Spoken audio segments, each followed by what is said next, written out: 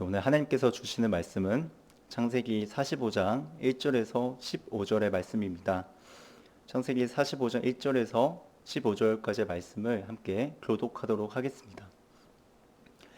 요셉이 시종하는 자들 앞에서 그 정을 억제하지 못하여 소리질러 모든 사람을 자기에게서 물러가라 하고 그 형제들에게 자기를 알리니 그때 그와 함께한 다른 사람이 없었더라.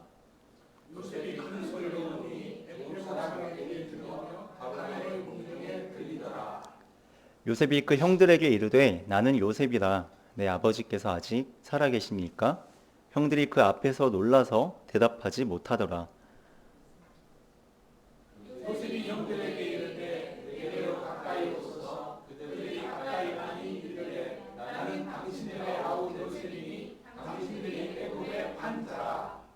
당신들이 나를 이곳에 팔았다고 해서 근심하지 마소서, 한탄하지 마소서. 하나님이 생명을 구원하시려고 나를 당신들보다 먼저 보내셨나이다.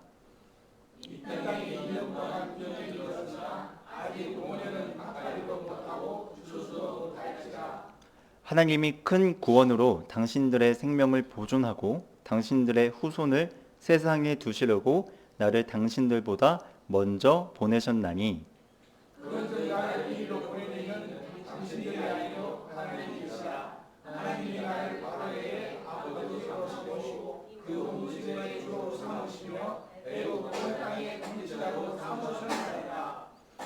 당신들은 속히 아버지께로 올라가서 아르기를 아버지의 아들 요셉의 말에 하나님이 나를 애굽 전국의 주로 세우셨으니 지체 말고 내게로 내려오사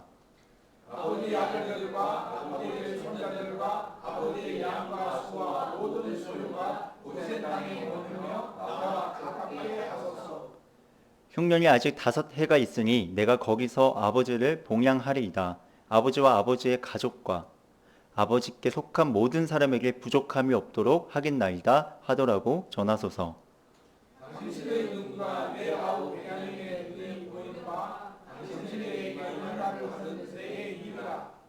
당신들은 내가 애굽에서 누리는 영화와 당신들이 본 모든 것을 다 내 아버지께 아뢰고 속히 모시고 내려오소서 하며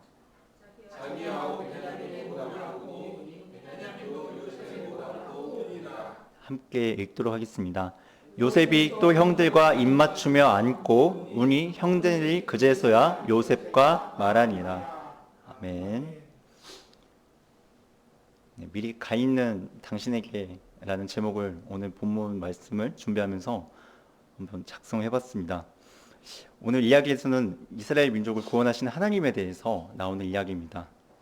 미리 와 있는 우리에게 오늘날도 하나님께서 말씀하고 계십니다. 어느 한 수리공이 있었습니다. 그는 지역에서 정비로는 손꼽히는 사람이었습니다. 어느 날 한쪽 귀가 먹먹하고 잘 안 들리는 것을 느꼈습니다. 병원에 가니까 정비로 인한 수많은 소음이 그 청력기관의 소리를 전달해준 센서 기능이 손상되었다는 것을 알게 되었습니다. 그 이후 수리공은 손님의 요구사항도 잘 들리지 않음을 경험하고 좌절과 절망을 겪게 됩니다.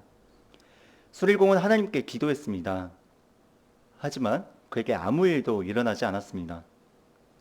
어느 밤 꿈속에서 수리공에게 하나님은 말씀하셨습니다. 너는 내 목소리가 잘 들리니? 수리공은 고개를 푹 숙인 채 대답했습니다. 네, 잘 들립니다. 하지만 제 귀가 손상되어서 하나님의 말씀을 듣지 못하게 될까봐 그게 두렵습니다. 그러자 하나님이 말씀했습니다. 그러면 됐다. 꿈에서 깬 수리공은 한 가지 깨달음을 얻었습니다. 청각기관의 센서가 손상되어 사물 소리는 잘 듣지 못하게 되었지만 하나님을 알 수 있는 영적 센서 기관은 문제가 없다는 것을 알게 되었습니다. 수리공 이야기에서 주는 교훈은 하나님과 나 사이의 영적인 감각이 다른 것보다 더 중요하다는 것을 말하고 있습니다. 우리도 세상을 살아가면서 수많은 삶의 소음에서 우리의 영적 기관이 훼손되곤 합니다. 이해인 수녀의 사랑의 씨앗이라는 시에서는 이렇게 이야기하고 있습니다. 내 마음이 외롭고 메마를 때면 나는 늘 남을 보았습니다. 남이 나를 메마르게 하는 줄 알았기 때문입니다. 그러나 내 마음이 메마르고 차가운 것은 남 때문이 아니라 내 마음에 사랑이 없다는 것을 알게 된 오늘, 나는 사랑의 씨앗을 내 마음에 하나 떨어뜨려 봅니다. 우리의 영적 감각이 훼손돼서 우리 마음에 하나님의 사랑을 느끼지 못하고 우리 마음에 하나님의 사랑이 없다면 지금 이곳에 보내신 우리 향한 하나님의 뜻을 이해할 수 없습니다. 오늘 이야기에서는 요셉과 요셉의 형들이 등장하고 있습니다. 우리가 잘 아시다시피 요셉은 아버지에게 촉망받던 아들이었습니다. 아버지에게 굉장히 많은 사랑을 받았습니다. 그런 의미에서 장자권을 의미하는 채색옷을 아버지에게 선물 받기도 했습니다. 반면에 요셉의 형들은 요셉에 비해서 충분한 사랑을 받지 못한 것처럼 보입니다. 그래서 그랬을까요? 요셉의 형들은 시기심과 질투로 인해서 요셉을 애굽의 노예로 팔아버리게 됩니다. 한 번도 가본 적이 없던 그 애굽 땅으로 요셉이 팔려 나가게 됩니다. 그곳에서 한순간에 아버지께 사랑받던 촉망받던 아들이었지만 한순간에 사람 취급을 못 받는 노예로 전락하게 됩니다.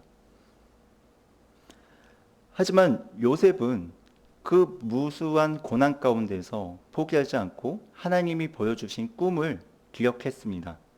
죽을 위기와 억울한 위기, 수많은 사건 사고가 있었지만 하나님께서 보여주신 꿈이 현실이 되어 가는 과정을 경험하게 됩니다.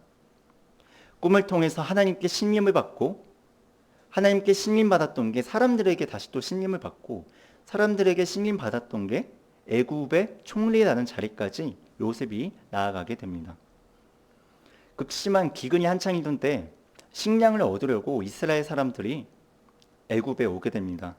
그런데 그 무리 중에서 익숙한 얼굴이 보입니다. 바로 요셉의 형들이었습니다. 22년 전에 자신을 팔았던 그 요셉의 형들을 봤을 때 요셉의 심정은 어땠을까요? 오늘 본문 5절 말씀입니다. 당신들이 나를 이곳에 팔았다고 해서 근심하지 마소서, 한탄하지 마소서.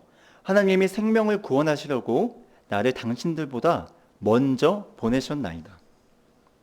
요셉의 반응은 모두의 예상을 깨는 답변이었습니다. 22년 동안 자신을 억울하게 팔았던 그 형들에게 오히려 걱정하지 마소서, 한탄하지 마소서 라며 형들을 위로하고 있기 때문입니다. 그리고 더 놀란 것은 거기로 보낸 것이 형들의 시기심으로 인해서 애굽의 노예로 팔려나간 건 맞지만 그 사건 배후에는 하나님이 있었다라고 요셉은 고백하고 있습니다. 만약 요셉의 말대로 하나님께서 이스라엘 민족을 구원하시려고 한 개인에게 고난을 감내하시는 분이라면 하나님의 백성으로 부름받은 우리도 하나님의 구원 계획을 받아들이는데 한편에 불편한 마음이 들기도 합니다. 하나님이 구원하시는 방법을 우리 스스로에게 한번 잠깐 생각해 보았으면 좋겠습니다. 하나님의 일하시는 방법이 아름답고 감동적으로 우리에게 와닿는지 말입니다. 하나님께서 이스라엘 민족에게 한 약속을 이루시려고 22년 동안 단절되었던 요셉의 삶을 그 누가 따라갈 수 있을까요? 22년 동안 억눌리고 단절되었고 위험한 상황이 반복되었던 그 요셉의 길을 과연 누가 따라갈 수 있을까요? 하지만 여기서 우리가 기억해야 할 것은 요셉이 말하고 있는 하나님이 보내셨다라는 고백입니다. 오늘 이야기는 그 어떤 이야기보다 우리를 향한 하나님의 마음이 잘 담겨 있는 이야기입니다. 형들의 관점에서 보았을 때는 먹을 것이 없어서 극심한 기근 가운데 그 먹을 것을 얻기 위해서 애굽 땅으로 왔는데 거기서 자신이 팔았던 동생을 요셉을 만나게 되고 그 요셉이 다름 아닌 애굽의 총리라는 것입니다. 또한 그 동생이 자신을 자신들을 용서하고 있습니다. 누군가는 이렇게 말하고 싶은 분이 있을지도 모르겠습니다. 하나님께서 요셉에게 꿈으로 모든 것을 보여주었기 때문에 요셉은 형들을 용서할 수 있었어. 하지만 성경 어디에도 하나님께서 요셉에게 모든 것을 알려주고 설명해 주셨다라는 기록은 있지 않습니다. 또한 하나님이 생명을 구원하시는 사건이 우리가 전부 다 이해가 되어서 우리 눈으로 보여져서 귀로 들려져서 우리가 모두 설명이 되고 이해가 되어서 하나님이 구원하시는 일을 우리가 이룰 수 있는 게 아닙니다. 우리의 능력과 노력으로 구원이 성취되는 것은 아닙니다. 하나님께서 처음과 끝이 되셔서 그 방대한 계획 속에서 하나님께서 이루어 가시는 과정이 바로 하나님의 구원입니다. 그러면 또 우리는 여기서 생각이 듭니다. 그러면 하나님이 처음이 되셔서 끝까지 주관하시는 게 하나님의 구원 이야기라면 그러면 우리의 역할은 무엇이지? 하나님의 백성된 우리의 역할은 무엇이지? 또 이렇게 생각할 수 있습니다. 그러면 우리는 나의 유익을 위해서 살아도 되지 않을까? 나의 유익을 위해 사는 건 나쁜 것은 아닙니다. 하지만 나의 유익만을 위해서 살아간다는 것은 다시 한번 생각해 보아야 합니다. 우리가 살아가는 경쟁 체제 속에서 우리 주변에 사람들이 어떤 일이 일어나고 있든 무관심하면서 나의 행복만을 쫓으며 살아가게 될 것입니다. 하지만 이러한 생각으로는 하나님이 이 세상을 구원해 가시는 과정 속에서 우리를 부르신 그 하나님의 뜻과 마음을 이해할 수 없습니다. 새로운 학기가 시작되면 창세기부터 말씀을 배우게 됩니다. 우리 영여부 친구들도 항상 매년이 지날 때마다 창세기부터 배우고 있습니다. 하나님과 하나님의 백성에 대해서 창세기 처음부터 이제 배우게 됩니다. 그래서 저는 우리 영여부 친구들에게 질문을 던졌습니다. 하나님의 백성은 어떤 사람이에요? 그러자 혜원이가 두 손을 모으고 두 눈을 감고 기도하는 포즈를 취했습니다. 좀 질문이 어려웠다 생각해서 다시 한번 질문해 봤습니다. 친구들, 아기 얼룩말은 커서 누구를 닮아가요? 그래서 아이들이 대답했습니다. 얼룩말이요. 또 친구들 다시 한번 질문해 봤습니다.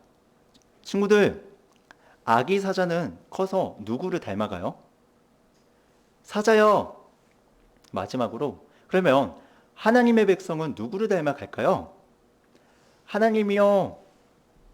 라고 대답했습니다. 이곳에 미리 하나님께 보냄을 받은 우리는 하나님의 백성입니다. 아이들의 대답대로 우리는 성령 하나님을 통해서 하나님의 백성된 삶으로 인도를 받습니다. 하나님의 백성은 하나님을 닮아갑니다. 하나님을 닮아간다는 것은 하나님의 마음을 닮아간다는 것입니다. 하나님의 마음을 닮아간다는 것은 이 세상을 향한 하나님의 마음에 공감할 수 있다라는 것입니다. 고통과 아픔이 가득한 이 세상을 구원하시려는 그 하나님의 마음에 공감할 수 있는 게 바로 하나님의 백성입니다.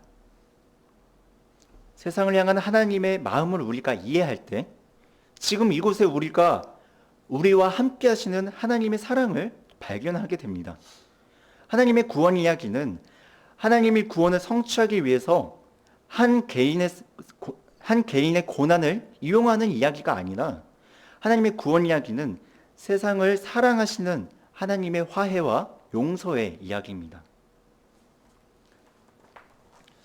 요셉과 형들을 제외했던 이야기를 다시 한번 살펴보면 우리가 생각해 봐야 될 게 있습니다. 요셉이 형들을 용서할 수 있었던 이유가 무엇일까요? 요셉의 대답으로 알 수 있는 것은 하나님이 보내셨다라는 그의 일관된 답변입니다. 그렇다면 다시 한번 생각해 봐야 될 게 있는데 하나님은 왜 요셉을 보내셨을까요?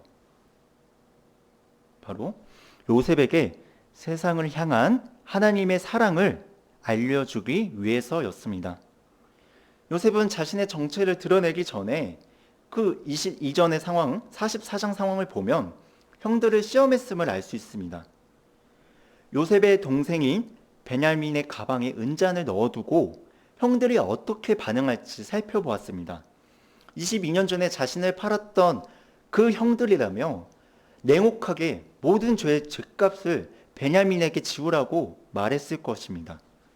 하지만 요셉의 예상과는 다르게 형들은 다른 모습을 보여주고 있습니다. 서로 죄값을 서로가 지겠다는 것입니다. 베냐민이 아버지에게 어떠한 존재인지를 요셉의 형들은 알고 있었습니다. 형들은 그들이 받지 못한 사랑보다 아버지를 생각하는 더 그 마음을 보여주고 있다는 것을 알게 되었습니다. 그래서 이 모습을 보고 본문 45장 1절은 서로 죄값을 받겠다는 형들의 모습을 보고 요셉의 심정을 그 정을 억제하지 못했다라고 기록되어 있습니다. 요셉은 미리 이곳에 부르신 하나님의 크신 구원과 계획을 깨닫게 되었습니다. 더 이상 요셉은 형들에게 버림받은 자가 아니라 하나님께서 미리 보내심을 받은 자로 거듭나게 됩니다. 더 나아가서 하나님의 마음으로 요셉의 형들을 바라볼 수 있게 됩니다.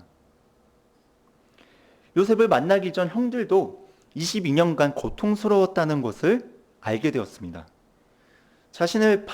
요셉을 팔았던 그 형들의 죄책감과 짓눌림이 그들도 요셉뿐만 아니라 요셉의 형들도 갖고 있었다라는 것을 요셉은 보게 되었습니다. 요셉의 형들은 아버지를 볼 때마다 아버지 곁을 떠나고 싶은 마음이 들었을 것입니다. 하지만 요셉의 형들은 아버지의 곁을 떠나지 않고 늘 아버지의 곁을 지키면서 속지 않은 마음으로 베냐민을 보호해 왔습니다. 하나님께서는 억눌리고 짓눌린 슬픔의 삶으로 우리를 초청하고 계시지 않습니다. 하나님께서는 한 생명을 사랑하시면서 회복과 화해의 보내심의 삶으로 우리를 초청하고 계십니다. 하나님의 구원 이야기는 하나님께 사랑받은 자가 하나님의 사랑을 전하는 하나님의 사랑의 이야기입니다. 오늘 말씀을 통해서 하나님께서는 우리는 어떤 모습으로 살아가고 있는지에 대해서 질문하고 있습니다. 우리도 때로는 요셉처럼 누군가를 용서하면서 하나님의 보내심을 받은 자로 살아갈 때도 있지만 세상의 소음 가운데 우리의 영적 센서가 묻어져 우리가 어떤 존재로 보냄을 받았는지 잊고 살아갈 때가 많습니다. 요셉의 형들처럼 한탄과 근심이 우리의 영적 감각을 무디게 할 때도 있습니다. 히브리어 단어 한탄에는 슬퍼하다와 고통스러워하다라는 의미가 있습니다. 그리고 근심이라는 단어에는 경노하다, 마음이 타오르는 격한 감정이라고 의미하고 있습니다. 한탄하지 마소서, 근심하지 마소서 라고 말했던 진심 어린 요셉의 위로가 오늘 말씀을 통해 우리에게 주시는 위로라고 생각하고 있습니다. 우리 마음에 고통스러운 것, 나를 슬프게 하는 것, 나를 격노하게 하는 것이 무엇인지 우리는 한번 생각해 보아야 합니다. 한탄과 근심으로 인해서 미리 보냄을 받은 하나님의 사랑을 가리고 있지는 않은지 우리가 다시 우리의 마음을 점검해 보아야 합니다. 용서하다라는 단어인 forgive에는 두 가지 의미가 있는데요. 첫 번째는 우리가 잘 알고 있는 누군가를 용서하다라는 의미와 두 번째로 상대를 온전히 수용하다라는 의미가 있다고 합니다. 그래서 고대 영어인 forgive의 어원을 보면 for은 완전하다라는 의미가 있고 give는 주다라는 의미가 있습니다. 다시 말해서 용서는 내가 참고 인내하는 것이 아니라 상대에게 완전히 주는 선물이라는 것입니다. 한자로 된 용서의 의미를 보면 상대의 마음을 내 마음처럼 공감하는 것이 용서라고 정의하고 있습니다. 우리는 내가 무엇인가 있어야만 할 수 있는 것이 용서라고 생각하곤 합니다. 하지만 용서도 또 다른 사랑의 표현임을 알 수 있습니다. 오늘 말씀을 통해서 우리는 한번 우리의 마음을 다시 한번 생각해 봐야 합니다. 우리는 누구를 용서하고 있나요? 아니, 누구를 사랑하고 있나요? 하나님께서 미리 애굽으로 보내셨던 것 같이 우리도 우리를 미리 보내신 이유는 무엇일까요? 우리 마음 안에는 어떤 씨앗이 자라고 있나요? 우리 마음이 필요한 게 과연 무엇일까요? 하느님의 용서와 화해의 구원 이야기에서 미리 보냄을 받은 자로서 우리도 하나님의 구원하시는 그 세상에 사랑으로 참여하는 우리 모두가 되길 간절히 소망드립니다. 기도하도록 하겠습니다.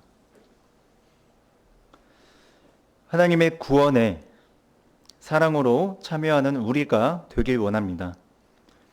미리 우리를 보내신 하나님의 사랑으로 회복되게 하시고 늘 동행하시는 하나님의 백성된 삶으로 인도하여 주시옵소서. 삶의 자리에서 하나님을 사랑하며 하나님께 받은 사랑을 전하는 하나님의 백성이 되게 하옵소서. 요셉이 버림받은 자에서 보냄받은 자로 변했던 것처럼 하나님의 사랑 안에 늘 거하는 우리 모두가 되게 하옵소서. 이 모든 말씀 예수님의 이름으로 기도드립니다. 아멘. 이제는 우리 주 예수 그리스도의 은혜와 아버지 하나님의 크신 사랑과 성령 하나님의 자유케 하심이 하나님께 미리 보냄을 받은 우리의 삶 가운데 영원히 함께 하시길 간절히 축원하옵나이다. 아멘.